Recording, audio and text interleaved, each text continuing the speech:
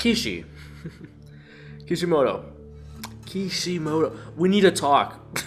We need to talk about this whole Naruto Generations thing.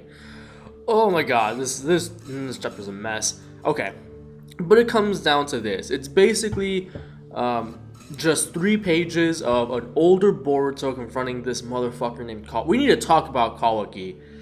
Oh my god. And okay, they're doing the Dragon Ball Super thing where they're covering the movie that just came out with a manga. Oh my god. So there's a few things that before this came out that I sort of wanted or expected from Naruto Generations, and from the beginning I felt like these were long shots and that they were going to try to... I feel like these new writers, they're trying too hard. They're trying too hard to suck your attention, and with that they sacrifice good writing. Because this whole thing about Naruto being... he's not dead, guys. Naruto's not dead. That's just like... I kind of find it comparable to clickbait on YouTube, and it's generated a lot of it. I'm sure, like all Double 4 Anime, that fucking faggot, he just ate this up. This was all like fuel for his clickbait bullshit. But it's like the writers have invited that, try and suck your attention and somehow make you sit through them recapping the Boruto movie, which I actually thought was alright.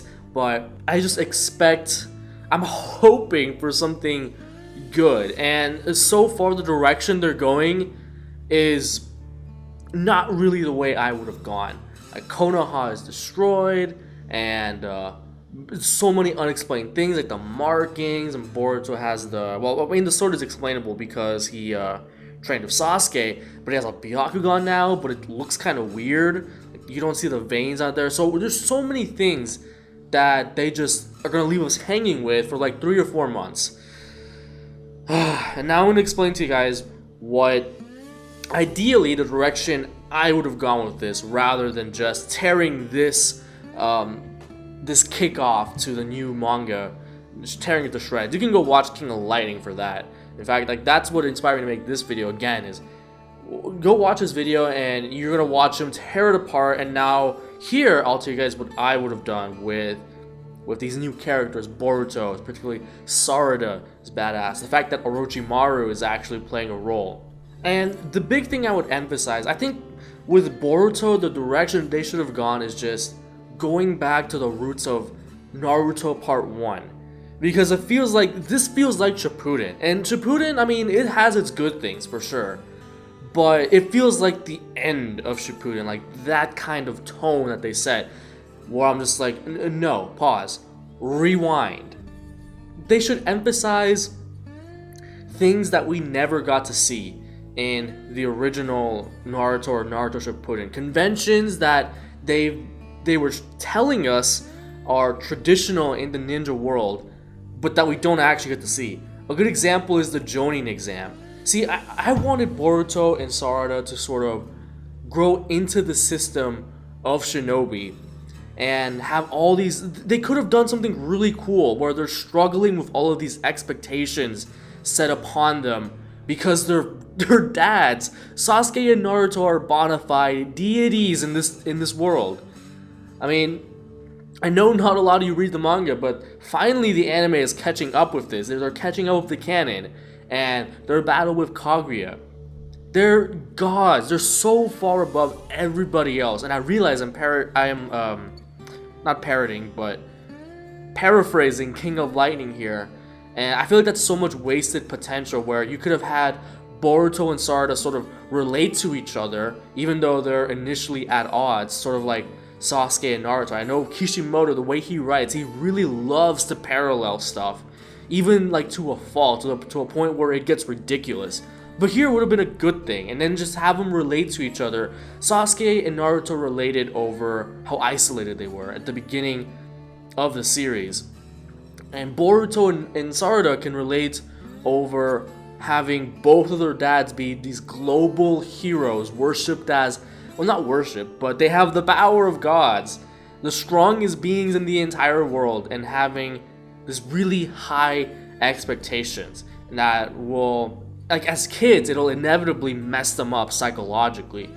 And you could almost have like these seinen sort of themes that would set Boruto and Sarada up for good characterization as they go through the conventional system of shinobi. Have them go through the tuning exams, have that be really cool. Go through the jonin exams, see what that's like. Do they get appointed? Do they have to do a certain mission, a certain number of missions? Is there an actual exam? Is that a thing? That's something we've never elaborated on. And you know, it's mentioned that like there's a team of Mitsuki, Orochimaru's son, Boruto, and Sarada. So that's Kishimoto's chance to introduce perhaps another new character, which would be their teacher, the sensei. Completely new character, never seen him before, and have him just be this chill as fuck, fucking character that perhaps Naruto and Sasuke know. And of course, like Boruto's gonna have his own thing with Sasuke. I thought that was a really cool thing how Sasuke is like his mentor, sort of like what Jiraiya was to Naruto. And so I feel like the new writers of this manga straight away felt pressure to go bigger, and because like they're trying to up the stakes from goddamn Kaguya and Toneri from the movies where it's like planetary destruction. Like you don't have a way of upping the ante at that point without just coming up with some goddamn bullshit like that Kawaki killed Naruto. What? Don't make me laugh. Like Sasuke being killed off, that's sort of, I can roll with that if you show us. It's one of the biggest flaws of this chapter. It's a lot of telling, and I feel like Naruto in general, with a lot of concepts that need to be shown, but they just tell us. You need to show, not tell. If Sasuke's gonna die, you need to show us. Who did he fight with? What could he do? How the fuck did he die? You need to convince us, sell us this shit, that this like bona fide modern Rinnegan wielding deity, how did he die in battle? Tell us this. It's not like it's something that's inconceivable. You just need to show us. I don't know. It's not like there isn't a precedent for like ordinary ninja being able to reach those godlike levels. Like look at Might Guy. Like imagine if the Might Guy fight with Madara was off screen and they just told us, oh yeah, he went 8 gates, and then you just see Madara just fucking wrecked in a corner. What would people's reaction be? They'd be bull fucking shit. How did he almost kill Madara? They wouldn't buy it. We wouldn't have bought it. But we bought it because they showed us. That's how this feels. All of a sudden, they imply, I mean, it's not outright said, but it's implied that Naruto is either incapacitated or he's dead. Bull fucking shit. Show us what happened. God. See, it's not even that what they tell us is bad. It's just that it's things that need to be outright shown for us to believe it. And that's why I'm not buying any of this shit. And so the direction I would have gone is just to try and start small. Start at the roots of what made Naruto Part 1 great.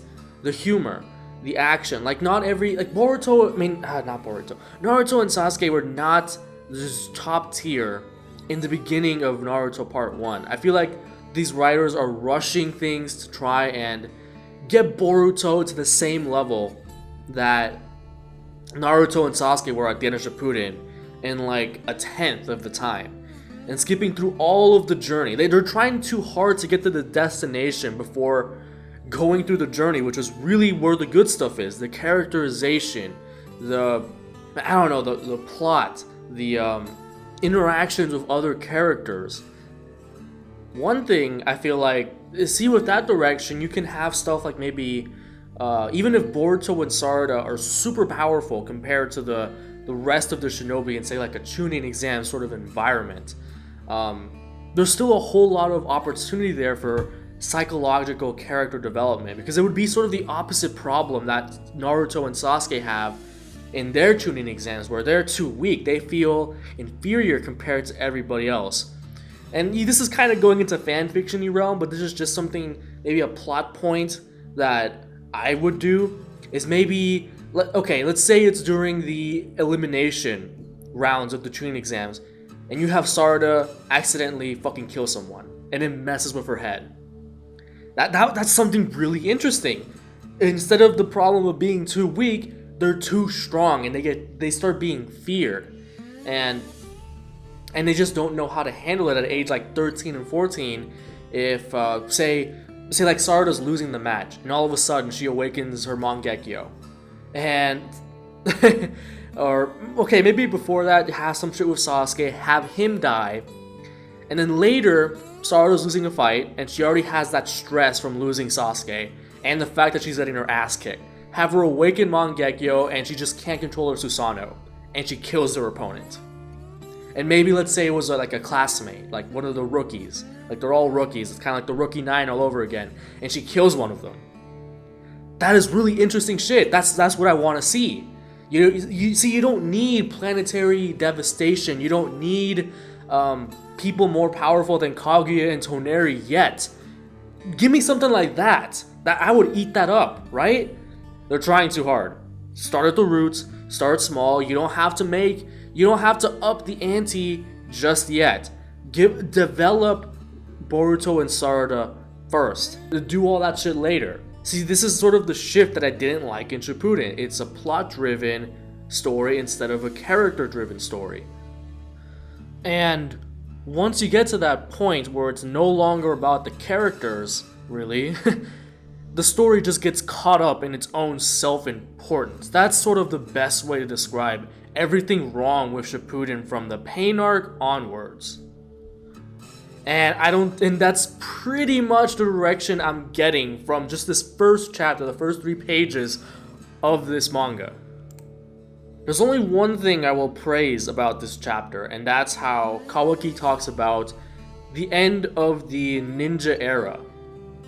I think that's okay. That's an okay theme to run with if you're wanting to up the ante up from people like Kaguya and Toneri. The direction I would sort of go is just have the future big bad antagonist. Just have them be straight up mages at this point, alright?